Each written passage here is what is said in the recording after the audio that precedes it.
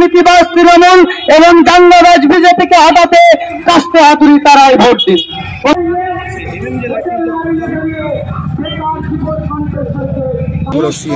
10 বছর কেন্দ্রের এবং 13 বছর রাজ্যের যে অভিজ্ঞতাতে মানুষ সেটা তার সিদ্ধান্ত নিয়ে ফেলেছে। লড়াইটা কি মানুষ লড়বে, আমাদের কাজ, আমাদের যে প্রার্থী, আমাদের যারা কর্মী আছেন তাদের কাজ মানুষকে পাশে নিয়ে মানুষকে নির্ভয়ে ভোট কেন্দ্রে নিয়ে যাওয়া, এবং নির্বাচন কমিশনের কাজ হচ্ছে যাতে ফ্রি অ্যান্ড ফেয়ার ইলেকশন হয় সেটাকে সুনিশ্চিত করা। তাহলেই আমাদের পক্ষে মানুষের রায়। কতটা আশাবাদী?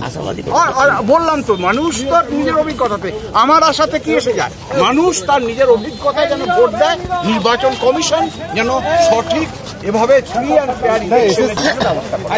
দেখুন, শিক্ষাবিদ হিসেবে আমি শুধু এইটুকুই দেখছি যে স্বচ্ছভাবে যোগ্য প্রার্থীদের নিয়োগ করা দরকার। এবার হাইকোর্ট যাদের নিয়োগ বাতিল করেছে দীর্ঘ প্রক্রিয়ার মধ্যে দিয়ে সুপ্রিম কোর্ট পর্যন্ত গেছে, তারপর সুপ্রিম কোর্ট সেটা হাইকোর্টের বিশেষ বেঞ্চে পাঠিয়েছে এবং তারা সমস্ত প্রমাণ সব কিছু দেখে যদি বাতিল করে থাকেন, আমি আপনাদের কাছ থেকেই সে খবর পেলাম, তাহলে অযোগ্যদের যদি বাতিল করে থাকেন যোগ্যদের স্বার্থে সেটা করেছে। ন্যায় বিচার সবসময় যোগ্য প্রার্থীদের পক্ষে থাকবে। আমরা চাই স্বচ্ছভাবে যোগ্য প্রার্থীদের নিয়োগ। ভোটের ক্ষেত্রে কি এর কোনো প্রভাব পড়বে বা আপনাদের প্রচারে কি এই বিষয়টা উঠে আসছে? দেখুন, নিয়োগ দুর্নীতি নিয়ে আমরা প্রচারে সবসময় করেছি। এটা হাইকোর্টের যে রায়, সেই দুর্নীতির পক্ষে একটা যে দুর্নীতি হয়েছে তার প্রমাণ এই রায়টা, সেটা নিশ্চয়ই আমরা আগেও অভিযোগ যেটা ছিল সেটা প্রমাণিত হলো হাইকোর্টের বিচারেতে। আমরা যে মনে করি যে এবার সরকারের দায়িত্ব এবং আমাদের মানুষের দায়িত্ব যোগ্য প্রার্থীদের, শুধুমাত্র কারুর নিয়োগ বাতিল করা হলো, অযোগ্যদের বাতিল করার প্রয়োজন মনে করেছে কোর্ট, ন্যায় বিচারের স্বার্থে বাতিল করেছে। এইবার যেটা দরকার, যারা যোগ্য প্রার্থী, হাজার হাজার প্রার্থী যারা রাস্তায় বসে আছে, যোগ্যতার ভিত্তিতে তাদেরকে নিয়োগ করা দরকার, সেই দাবিটা আমরা রাখছি। দরকার যারা অযোগ্যকে নিয়োগ করা হয়েছিল, আমরা অভিযোগ করেছিলাম, সেটা দীর্ঘ প্রক্রিয়ার পরে এই রায় প্রমাণ করে দিয়েছে যে আমাদের অভিযোগ সত্য ছিল, সত্যটা প্রতিষ্ঠিত হয়েছে। এইবার যারা যোগ্য প্রার্থীরা অপেক্ষা করছেন তাদের নিয়োগ শুরু হোক, অবিলম্বে শুরু হোক। ন্যায় বিচার চেয়েছে, খুব ভালো হয়েছে এবং শাস্তি হওয়া উচিত।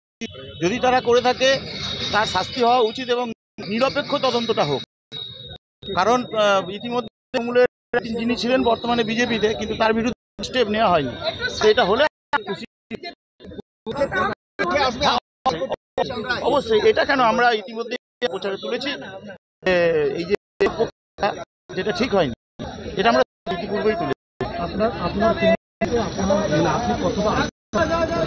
আমরা 100% কারণ তৃণমূল সেই তৃণমূল যত মানুষের ভরসা অনেক বেড়েছে, পঞ্চায়েত ইলেকশনগুলো, যে বিভিন্ন উপনির্বাচনগুলো, ফলে আমরা জিতছি।